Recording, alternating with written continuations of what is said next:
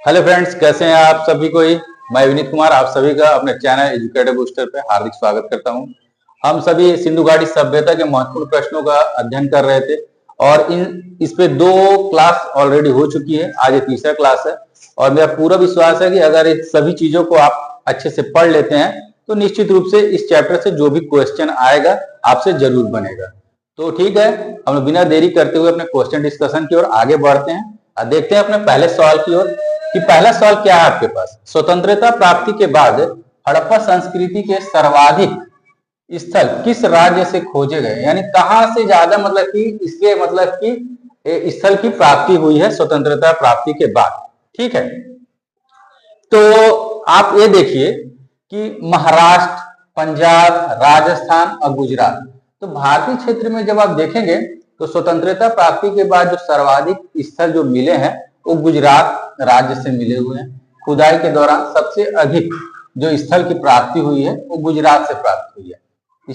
ठीक है, अगला क्वेश्चन देखते हैं, क्वेश्चन नंबर 2। क्वेश्चन नंबर 2 आपके पास क्या है, नक्काशीदार ईंटों के प्रयोग का साक्ष्य कहां से प्राप्त हुआ है। कैसे ईंट, नक्काशीदार ईंट। ठीक है, तो इसके साक्ष्य कहां से मिल रहे हैं। तो कई जगह उत्खनन कार्य हुए हैं, मोहनजोदड़ो, हड़प्पा, कालीबंगा, मतलब कि हर जगह देखा गया है कि ईंट कैसे मिले हैं, आयताकार, वक्राकार, चनूदड़ों में मतलब कि आपके वक्राकार ईंट, मतलब कि इस तरह से कई चीजें ईंट मिले हुए हैं। तो आपसे क्वेश्चन पूछ रहे हैं कि नक्काशीदार ईंट कहां से मिला हुआ है। तो आपके पास ऑप्शन है हड़प्पा, बी मोहनजोदड़ो, सी कालीबंगा या डी धौलावीरा। ठीक है, तो जो नक्काशीदार ईंटों का जो प्रयोग हुआ है वो कालीबंगा के लोग किया करते थे। इस चीज को आप अच्छे से याद कर लीजिए कि नक्काशीदार ईंट कहां से मिले हैं, तो कालीबंगा से मिले हैं। और एक चीज और आपको मैं बता दे रहा हूं यहीं पर कि हड़प्पा मतलब कि सिंधु घाटी सभ्यता में जो ईंट होते थे वो पक्की ईंटों का प्रयोग किया गया है, लेकिन कालीबंगा जो है यहाँ पर कच्ची ईंटों का प्रयोग हुआ है। इस चीज को यहीं पर लिख लीजिए कि कालीबंगा ही एक ऐसा जगह है जहां कच्ची ईंटों का प्रयोग मिलता है। ठीक है, इस चीज को आप यहाँ पर अच्छे से याद करिए कि कालीबंगा के क्षेत्र में कच्ची ईंटों का प्रयोग हुआ है, बाकी स्थल में पक्की ईंटों का प्रयोग हुआ है। और नक्काशीदार ईंट कहां से मिले हैं आपको, कालीबंगा से मिले। ठीक है, बढ़ते हैं अपने नेक्स्ट क्वेश्चन की ओर। अगला क्वेश्चन देखते हैं, क्वेश्चन नंबर 3। देखिए क्या लिखा हुआ है आपके पास कि सिंधु सभ्यता की मुख्य फसल क्या थी। आपसे पूछ रहा है मुख्य फसल उस समय का क्या था। पहला ऑप्शन दिया है ए गेहूं और जौ, बी गेहूं और मक्का, सी गेहूं और राई और डी गेहूं और चावल। ठीक है, तो कौन सी उनके मुख्य फसल थी इसके बारे में पूछा। तो गेहूं और जौ उनकी मुख्य फसल थी। केवल ऐसा नहीं था कि वो गेहूं और जौ के बारे में ही केवल जानते थे, गेहूं, जौ, मक्का, राई, तिल, सरसों, इन सभी तरह के फसलों की उन्हें जानकारी थी। परंतु यहाँ क्वेश्चन ये पूछ दिया कि उनका मुख्य फसल क्या था। तो उनका जो मुख्य फसल था वो गेहूं और जौ है। ठीक है, कई बार परीक्षा में पूछा गया है, इसको याद करिएगा। क्वेश्चन नंबर 4 देखते हैं कि चावल के साक्ष्य कहां से मिले। किस चीज के साक्ष्य पूछा है, राइस के साक्ष्य आपको कहां से मिले हैं। ऑप्शन दिया है ए लोथल और बी रंगपुर। ठीक है, आपके इसमें पूछ रहा है आपसे कि सत्य कथन कौन सा है, केवल ए, केवल बी, ए और बी दोनों, या कोई नहीं है इसमें से सत्य कथन। तो देखिए इसमें आपका जो आंसर आएगा वो सी आएगा, ए और बी दोनों। ठीक है, तो लोथल और रंगपुर दोनों से चावल के साक्ष्य आपको मिल रहे हैं। वहां चावल के साक्ष्य के रूप में क्या हुआ है कि लोथल से चावल के दाने मिल रहे हैं, रंगपुर से चावल की भूसी मिल रही है। इससे क्या हुआ है, इतिहासकार यह मानते हैं कि वहां पर चावल का प्रयोग होता था। उस काल के लोग चावल के बारे में जानते थे और मतलब खुदाई के दौरान लोथल और रंगपुर से चावल के साक्ष्य के प्रमाण मिलते थे। ठीक है, ये जो जितने भी फैक्ट हैं आपको इसलिए दिए जा रहे हैं ताकि आप उन सब चीजों को क्वेश्चन के माध्यम से याद कर सकें और परीक्षा में जब आए तो आप अच्छे से उसको कर सकें। ठीक है, तो आप याद रखिएगा कि चावल के साक्ष्य कहां से मिले हैं, लोथल और रंगपुर दोनों जगह से चावल के साक्ष्य मिले हुए। ठीक है, बढ़ते हैं अपने नेक्स्ट क्वेश्चन की ओर। अगला क्वेश्चन देखते हैं, क्वेश्चन नंबर क्या है, क्वेश्चन नंबर 5 है। देखिए, आग में पकी हुई मिट्टी को क्या कहा जाता था। ठीक है, आग में जो मिट्टी पक जाती थी उस काल में उसको क्या कहते हैं। ठीक है, तो आपके पास ऑप्शन है टेराकोटा, बी है बेलीकोटा, सी है नोराकोटा या डी है कारीकोटा। ठीक है, तो आग में पकी हुई मिट्टी को क्या कहा जाता है, टेराकोटा कहा जाता है। फैक्ट है ठीक है, एक टर्मिनोलॉजी दिया गया है, तो क्या कहते हैं, टेराकोटा कहते हैं। क्वेश्चन नंबर 6 देखिए, हड़प्पा संस्कृति का शासन व्यवस्था, एडमिनिस्ट्रेशन किस वर्ग के हाथ में था? मतलब कि वहां प्रशासनिक गतिविधियां मतलब कि किस वर्ग के हाथ में थी, उससे रिलेटेड एक क्वेश्चन है। ए दिया है सामंत वर्ग, बी दिया है राजा, सी पुरोहित और डी दिया है वणिक। तो इतिहासकारों का ये मानना है कि जो शासन व्यवस्था थी, एडमिनिस्ट्रेशन जो था, वो वणिक वर्ग के हाथ में था, व्यापारी वर्ग के हाथ में था, और वही पूरा एडमिनिस्ट्रेशन को चलाया करते थे। सामंत वर्ग, राजा और पुरोहित का ऐसा कोई कॉन्सेप्ट या फिर जो उत्खनन हुए हैं उनसे जो साक्ष्य मिल रहे हैं, उससे मतलब कि वो अनुमान लगाते हैं कि इन तीनों का मतलब कि रोल नहीं था। वणिक वर्ग के हाथ में ही उस समय की जो कि हड़प्पा कालीन या सिंधु घाटी सभ्यता कालीन जो प्रशासनिक व्यवस्था थी, उसमें वणिक वर्ग का ही हाथ था, उन्हीं के हाथ में पूरा प्रशासनिक नियंत्रण था। ठीक है, बढ़ते अपने नेक्स्ट क्वेश्चन की ओर। अगला क्वेश्चन देखते हैं, क्वेश्चन नंबर 7 क्या है आपके पास, देखिए, किस इतिहासकार ने हड़प्पा और मोहनजोदड़ो को एक विस्तृत साम्राज्य का जुड़वा राजधानी कहा है? ठीक है, आपके पास ऑप्शन है, ए व्हीलर ने, बी जॉन मार्शल ने, सी पिगट ने, या डी गार्डन चाइल्ड। किसने हड़प्पा और मोहनजोदड़ो को जुड़वा राजधानी की संज्ञा दी है या कहा है? तो देखिए, इसका जो आंसर है वो पिगट एक इतिहासकार है। इन्होंने ही हड़प्पा और मोहनजोदड़ो को एक जुड़वा राजधानी की संज्ञा दी है। हड़प्पा और मोहनजोदड़ो उस काल के एक भव्य और बड़े नगर थे। आपको पता ही होगा कि मोहनजोदड़ो सबसे बड़ा नगर था, ठीक है ना। उसके बाद उस क्षेत्र का हड़प्पा दूसरा सबसे बड़ा नगर है, इसलिए उसने हड़प्पा और मोहनजोदड़ो को जुड़वा राजधानी की संज्ञा दी। कभी भी परीक्षा में आ सकता है, इस चीज को आप याद रखिए। और अगर आप हिस्ट्री अच्छे से पढ़ रहे हैं तो इन सब चीजों की जानकारी आपके पास होनी चाहिए कि किसने क्या कहा, ठीक है ना। अगला क्वेश्चन देखते हैं, क्वेश्चन नंबर 8 क्या है आपके पास, कि सिंधु सभ्यता के लोग किस रंग के बर्तन बनाते थे? ठीक है, किस रंग के बर्तन का यूज किया करते थे? आपके पास है ऑप्शन ए लाल, बी काला, सी धूसर, या डी लाल व धूसर। तो उस काल के जो लोग थे वो लाल कलर के बर्तनों का उपयोग किया करते थे, लाल रंग के बर्तन यूज किया करते थे, और उसमें काले रंग के से चित्रकारी किया करते थे। पूरा बर्तन लाल और उसमें काले रंग की चित्रकारी, कुछ पत्तियों के चित्र बना दिया करते थे, कुछ पीपल के वृक्ष के चित्र बना दिया करते थे, कुछ चिड़ियों के चित्र बना दिया करते थे। तो काले रंग से चित्रकारी की जाती थी, लेकिन बर्तन का जो उपयोग किया करते थे वो लाल रंग से उपयोग किया करते थे। तो इस क्वेश्चन का जो आंसर होगा क्या होगा, लाल कलर। ठीक है, बढ़ते हैं अपने नेक्स्ट क्वेश्चन की ओर। अगला क्वेश्चन देखते हैं, क्वेश्चन नंबर 9 क्या है आपके पास। क्वेश्चन नंबर 9 देखिए, सिंधु सभ्यता के लोग मनोरंजन, ठीक है, के लिए क्या करते थे? आपके पास ऑप्शन दिया हुआ है, ए मछली पकड़ना और शिकार करने का कार्य किया करते थे, बी दिया हुआ है पशु पक्षियों को आपस में लड़ाने का कार्य किया करते थे, सी दिया हुआ है चौपड़ और पासा खेलने का काम किया करते थे, डी दिया है उपरोक्त सभी।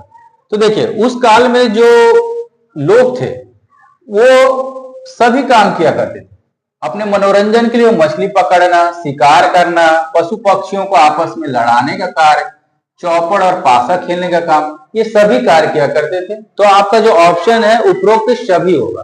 ठीक है, जैसे कहने का मतलब है, जैसे अभी के टाइम में क्या करते हैं लोग, अभी के टाइम में देखिएगा गांव में अगर अभी आप चले जाइएगा तो 1 2 3 कार्य होते हैं मनोरंजन के लिए। अब गांव मतलब कि गांव में अब लाइट आ गए हैं तो लोग टीवी देखने का काम करते हैं अपने मनोरंजन के लिए। कई सीरियल आते हैं उसको देख करके आदमी अपना मनोरंजन करता है। बहुत गांव के लोग ऐसे भी होते हैं जो ताश खेलना पसंद करते हैं, ताश खेल करके अपने मनोरंजन का कार्य करते हैं। या फिर कहीं पर देखिएगा ये संगीत का कार्यक्रम चल रहा है तो संगीत सुनने का कार्य करते थे। तो उस काल के लोग इस तरह का कार्य करते थे, आज के लोग दूसरी तरह का कार्य कर रहे हैं। ठीक है, बहुत लोग जैसे अब बच्चे हैं, युवा हैं, वो क्या करते हैं, क्रिकेट खेलना पसंद करते हैं, फुटबॉल खेलना पसंद करते हैं, कबड्डी खेलना पसंद करते हैं। तो वर्तमान संदर्भ में ये सब चीजें करके आदमी मनोरंजन का कार्य करता है। ठीक है, लेकिन उस काल में क्या किया करते थे लोग भाई, मछली पकड़कर, शिकार करके, पशु पक्षियों को आपस में लड़ा के, चौपड़ और पासा खेल के अपने मनोरंजन का कार्य किया करते थे। तो अलग अलग सभ्यता में देखिए मनोरंजन जरूरी है, व्यक्ति के हेल्थ के लिए, स्वास्थ्य के लिए मनोरंजन जरूरी है। अब उस काल में हजारों साल पीछे की बात हो रही है, तो इस तरह की गतिविधियों को करके वे मनोरंजन किया करते थे। और वर्तमान संदर्भ में अलग अलग गतिविधियां करके लोग मनोरंजन का कार्य कर रहे हैं। ठीक है, बढ़ते हैं अपने नेक्स्ट क्वेश्चन के। क्वेश्चन नंबर 10 क्या है? सिंधु लिपि दाएं से बाएं अब फिर बाएं से दाएं लिखी जाती थी, ठीक है, उसको क्या कहते हैं? बुस्टोफेडन, ब्राह्मी, अरामाइक या डी खरोष्टी? तो देखिए, जो सिंधु लिपि जो हमें वहां प्राप्त हुई है दाएं से बाएं और फिर बाएं से दाएं जो लिखी जाती थी, उसको बुस्टोफेडन लिपि कहा जाता है। सबसे पहले वो क्या करते थे? इस तरफ से लिखे दाएं से बाएं, यहाँ वो खत्म हो गया अक्षर, तो फिर इस ओर से वो स्टार्ट कर दिए, आगे इस तरफ से अब फिर इस तरफ से। इसी को बोल रहा है कि आगे दाएं की ओर लिखा अब फिर बाएं ओर से लिख रहे हैं। इस लिपि को क्या कह रहे हैं? बुस्टोफेडन लिपि कहा जा रहा है, ठीक है। ब्राह्मी लिपि, अरामाइक लिपि, खरोष्टी ये अशोक के काल में डेवलप हुई, ठीक है ना। तो इस चीज को भी आप ध्यान रखिएगा कि लिपि को क्या कहते थे? बुस्टोफेडन की लिपि कहते थे। अभी जो हम लिखते हैं हिंदी में जो लिखते हैं वो देवनागरी लिपि लिखते हैं, आप सभी को पता होगा, ठीक। तो इन सब चीजों को आप अच्छे से याद करिएगा, कभी भी प्रश्न आ सकते हैं। और ये प्रश्न तो कई बार परीक्षा में पूछा गया है, इसलिए मैं इसको गोला लगा दे रहा हूं, आप थोड़ा सा ध्यान दीजिएगा इसको। लिपि को क्या कहते थे? बुस्टोफेडन लिपि क्या कहा करते थे, ठीक है। बढ़ते हैं अपने नेक्स्ट क्वेश्चन की ओर। अगला क्वेश्चन देखते हैं, क्वेश्चन नंबर 11। देखिए, निम्न में से सही कथनों पर विचार करना है। कौन कौन से कथन सही है ये आपसे मतलब कि पूछा जा रहा है। पहला, पर्दा प्रथा प्रचलित थी, वहां क्या पर्दा प्रथा प्रचलित थी? बी, सती प्रथा प्रचलित थी। सी, दास प्रथा प्रचलित थी। डी, वैश्यावृत्ति प्रचलित थी। ये चार ऑप्शन दिए हुए हैं, पूछ रहा है कि निम्न में से कौन कौन से कथन सत्य हैं। ऑप्शन ए दिया है केवल 1 व 2, केवल 2 व 3, 1, 2 व 3, 1, 2, 3 और 4, ठीक है। तो इसका जो आंसर है वो है डी, 1, 2, 3, 4। यानी वहां पर्दा प्रथा भी प्रचलित थी, सती प्रथा भी प्रचलित थी, दास प्रथा भी प्रचलित थी और वैश्यावृत्ति भी वहां प्रचलित थी। सती प्रथा का जो साक्ष्य है वो आप देखिएगा कि लोथल और कालीबंगा के क्षेत्र में युग्मित समाधान का साक्ष्य मिला हुआ है। वहां मतलब कि 100 कुछ ऐसे मिले हुए हैं जो युग्मित मिले हैं, जोड़े के रूप में मिले हुए हैं। तो सती प्रथा में क्या होता है? जब कहने का मतलब होता है कि पति और पत्नी दोनों मतलब कि सती हो जाते हैं। जब पति की मृत्यु हो जाती है तो पत्नी भी उसके साथ सती हो जाती है। तो इसी तरह का साक्ष्य वहां भी मिला हुआ है।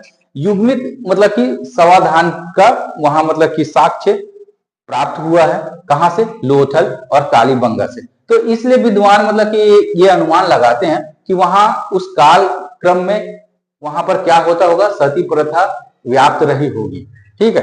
तो ये जो चारों चीजें हैं, ये चारों चीजें उस काल क्रम में, उस कालखंड में सिंधु घाटी सभ्यता में प्रचलित थी, ठीक है। आपसे कोई पूछ देगा, मान लीजिए एक ही स्टेटमेंट दे दिया कि पर्दा प्रथा प्रचलित थी, तो हाँ प्रचलित थी। सती प्रथा प्रचलित थी, तो हाँ प्रचलित थी। दास प्रथा वहां था, तो बिल्कुल था। वैश्यावृत्ति प्रचलित थी, तो बिल्कुल प्रचलित थी, ठीक है। ये चारों स्टेटमेंट सत्य हैं, इसलिए हमारा जो आंसर आएगा 1, 2, 3 और 4 आएगा, ठीक है। बढ़ते हैं अपने नेक्स्ट क्वेश्चन की ओर। अगला क्वेश्चन देखते हैं, क्वेश्चन नंबर क्या है? 12। सिंधु सभ्यता के मापक किस गुणज भार के हैं? मतलब माप तौल में किस गुणज भार का उपयोग किया करते थे? ऑप्शन ए है 14 गुणज भार के, 10 गुणज भार के, 16 गुणज भार के या डी 8 गुणज भार के। तो देखिए, उस काल में जो मापक के रूप में उपयोग किया जाता था वो था 16 गुणज भार के रूप में उपयोग किया जाता था, ठीक है। इसको अपने याद कर लीजिए, बिल्कुल फैक्चुअल क्वेश्चन है। आपसे सीधा परीक्षा में पूछ सकता है कि किस गुणज भार का उपयोग किया जाता था। तो 16 गुणज भार का उपयोग किया जाता था मापक के रूप में उस काल में, ठीक है। अगला क्वेश्चन देखिए, क्वेश्चन नंबर 13 क्या कहता है? निम्न में से कौन सा भारत में खोजा गया सबसे बड़ा सैंधव स्थल है? भारतीय क्षेत्र में सबसे खुदाई के दौरान सबसे बड़ा जो स्थल जो प्राप्त हुआ है कौन सा है, ये पूछ रहा है आपसे क्वेश्चन में। तो ए रोपड़, बी राखीगढ़ी, सी धौलावीरा या डी कालीबंगा। तो भारतीय क्षेत्र में जो उत्खनन के कार्य हुए उसमें सबसे बड़ा जो स्थल प्राप्त हुआ है वो है धौलावीरा, ठीक है। धौलावीरा जो है भारतीय क्षेत्र में सबसे बड़ा जो नगर है, ठीक है। और दूसरा सबसे बड़ा जो नगर है वो है राखीगढ़ी, ठीक है। इन दोनों चीजों को आप अच्छे से याद कर लीजिएगा। और ऐसे सिंधु घाटी सभ्यता में जो सबसे बड़ा जो नगर है वो है आपका मोहनजोदड़ो। आपसे डायरेक्ट परीक्षा में प्रश्न पूछ सकता है कि सबसे सिंधु कालीन जितने भी नगर प्राप्त हुए हैं उसमें सबसे बड़ा यानी वृहद क्षेत्रफल पे जो नगर बसा था वो कौन सा था? तो उसका आंसर होगा मोहनजोदड़ो। लेकिन भारतीय क्षेत्र में खोज के दौरान जो सबसे बड़ा जो नगर प्राप्त हुआ है वो है धौलावीर। ठीक है, कंफ्यूज मत होइएगा, याद करके अच्छे से रख लीजिए। ठीक है, बढ़ते हैं अपने नेक्स्ट क्वेश्चन की ओर। अगला क्वेश्चन देखते हैं, क्वेश्चन नंबर 14। देखिए क्या लिखा हुआ है, सिंधु सभ्यता के एक स्थल से प्राप्त एक भांड मिला हुआ है, उस पे एक दृश्य अंकित है जो पंचतंत्र की कथा चालाक लोमड़ी की याद दिलाता है। ठीक है, यह भांड किस स्थल से प्राप्त हुआ है? कहने का मतलब खुदाई के दौरान एक मृद भांड मिला है, उसमें जो चित्रकारी की गई है उसमें दिखता है कि एक चालाक लोमड़ी है, उसमें दिखाई दे रहा है। तो पूछ रहा है कि वो किस स्थल से प्राप्त हुआ है। आपके पास ऑप्शन है ए हड़प्पा, बी लोथल, सी चनहुदड़ो या डी कालीबंगा। तो इसका जो सही जवाब है वो है बी लोथल। लोथल की खुदाई के दौरान वहां पर एक मृदभांड मिला है, उस मृदभांड में चालाक लोमड़ी का एक चित्रकारी किया गया है। ठीक है, जो पंचतंत्र की कथा की याद दिलाता है। आप सभी को पता है कि पंचतंत्र की कथा में बहुत सारी कहानियों का वर्णन है, और उसको किसने लिखा है? पंचतंत्र को विष्णु शर्मा ने लिखा हुआ है। यहीं पर आप लिख लीजिए, पंचतंत्र किसने लिखा है? विष्णु शर्मा ने लिखा हुआ है। कई बार परीक्षा में पूछा भी गया है, इसलिए आपको याद भी होना चाहिए। इसमें बहुत सारे प्रेरक कहानियों का वर्णन है। ठीक है, तो उसी कहानी से मिलता जुलता एक मतलब कि एक दृश्य है चालाक लोमड़ी। तो कहां से मिला है आपको? लोथल की खुदाई के दौरान ये मृदभांड मिला। ठीक है, याद करिए अच्छे से, कई प्रश्न यहां से आ सकते हैं। बढ़ते हैं अपने नेक्स्ट क्वेश्चन की ओर। अगला क्वेश्चन देखते हैं, क्वेश्चन नंबर 15। देखिए, मोहनजोदड़ो से प्राप्त पुजारी का सिर निम्न में से किस प्रजाति से संबंधित है? मोहनजोदड़ो की खुदाई हुई तो एक पुजारी के का सिर वाला एक आपको क्या मिला है? मूर्ति मिला हुआ है। ठीक है, तो पूछ रहा है आपसे कि वो किस प्रजाति से संबंधित है? आद्य ऑस्ट्रेलाइट, बी मंगोलाइट, सी भूमध्य सागरी या डी अल्पाइन। किस प्रजाति से मिलता जुलता है वह मूर्ति? तो देखिए, पुजारी का जो सिर है वो मंगोलाइट प्रजाति से मिलता जुलता है। मंगोलाइट प्रजाति किसको बोलते हैं? जैसे पूरे विश्व में कई प्रजातियां हैं, जैसे आद्य ऑस्ट्रेलाइट, मंगोलाइट, भूमध्य सागरी, अल्पाइन। तो मंगोलाइट प्रजाति क्या है? आप देखिएगा कि चाइना के लोग, जापान के लोग, दक्षिण कोरिया, साउथ कोरिया, हमारे क्षेत्र के उत्तर में जाइएगा तो ये आपको नेपाल के क्षेत्र में रहने वाले लोग, फिर उत्तर पूर्व में जो नागालैंड, मणिपुर, इस तरह के जो लोग हैं, फिर वियतनाम, कंबोडिया। तो इस तरह के लोगों का देखिएगा चेहरा क्या होता है, मतलब कि सर थोड़ा बड़ा होता है, नाक चपटा होता है, आंख थोड़ा धंसा हुआ होता है, जिसको हम लोग यहाँ पर नेपाली नेपाली बोलते हैं। तो उस प्रजाति को मंगोलाइट प्रजाति बोला जाता है। तो जो मूर्ति मिली है वो उसी शेप का दिखाई पड़ता है। विद्वान थोड़ा अध्ययन करने के बाद ऐसे मतलब अनुमान लगाते हैं कि वो मूर्ति जो है मंगोलाइट प्रजाति की श्रेणी में है। तो ठीक है, इस चीज को आप याद कर लीजिएगा। अगला क्वेश्चन देखते हैं, क्वेश्चन नंबर 16। निम्न में से कौन सा गलत सुमेलित है? मतलब कि गलत कौन सा मेल किया गया है उसको खोजना है हमें। हड़प्पा रावी नदी के किनारे है, बिल्कुल सही जवाब है। ठीक, सूतका गेंडोर दास नदी के किनारे है, बिल्कुल सही जवाब है। मोहनजोदड़ो चिनाब, ठीक है, ये जो है ये आपका गलत है। कालीबंगन घग्गर नदी के किनारे है, ये सही है। तो हमको गलत सुमेलित है उसको खोजना था। तो हमारा जो आंसर होगा क्या होगा? ये सी, मोहनजोदड़ो चिनाब के किनारे नहीं। किसके किनारे? सिंधु के किनारे। इसको यहां लिख लीजिए, परीक्षा में कभी कभी ये सवाल आते हैं कि ठीक है कि मोहनजोदड़ो किस नदी के किनारे है, मतलब कि नदी के किनारे कौन से नगर अवस्थित हैं। कुछ नगरों को याद कर लीजिए, फिर कुछ नगरों को आप याद कर लीजिए कि उसका खोज किसने किया था। जिस तरह से देखिए, हड़प्पा की खोज किसने की थी? आप लोगों को पता है, कई बार बताया गया है कि जो हड़प्पा था वो दयाराम साहनी जी ने खोजा था, और यह सबसे पहला नगर था जिसकी खुदाई हुई थी, जिसमें महत्वपूर्ण योगदान दयाराम साहनी ने किया था। तो इसी तरह से सबके मतलब खोजकर्ता के कुछ कुछ के नाम, महत्वपूर्ण खोजकर्ता के नाम, और किस नदी के किनारे, इसका भी मतलब कि कुछ दो चार इंपॉर्टेंट, जैसे हड़प्पा, मोहनजोदड़ो, सूतका गेंडोर, कालीबंगन, इसका याद कर लीजिए। लोथल कि हाँ, अगर आएगा कि किस नदी के किनारे अवस्थित है तो हमें जानकारी होगी, हम बना के निकल जाएंगे। तो देखिए, इसका जो क्वेश्चन का जो आंसर है मोहनजोदड़ो है। चिनाब गलत आंसर दिया हुआ है, यह सिंधु नदी के किनारे अवस्थित एक नगर है। ठीक है, बढ़ते हैं अपने नेक्स्ट क्वेश्चन की ओर। अगला क्वेश्चन देखते हैं, क्वेश्चन नंबर 17 क्या है आपके पास, निम्न में से कौन गलत सुमेलित है। ठीक है, एक तरफ दिया हुआ स्थल और दूसरी तरफ दिया हुआ उत्खननकर्ता जिन्होंने खोजा है। पहला ऑप्शन है ए हड़प्पा, बिल्कुल सही, दयाराम साहनी जी ने खोजा है। लोथल रंगनाथ राव ने खोजा है। और रोपड़ यज्ञदत्त शर्मा ने खोजा है। और धौलावीरा गोपाल मजुमदार, ये जो डी ऑप्शन है ये गलत है। ठीक है, बाकी तीन ऑप्शन आपके बिल्कुल सही हैं।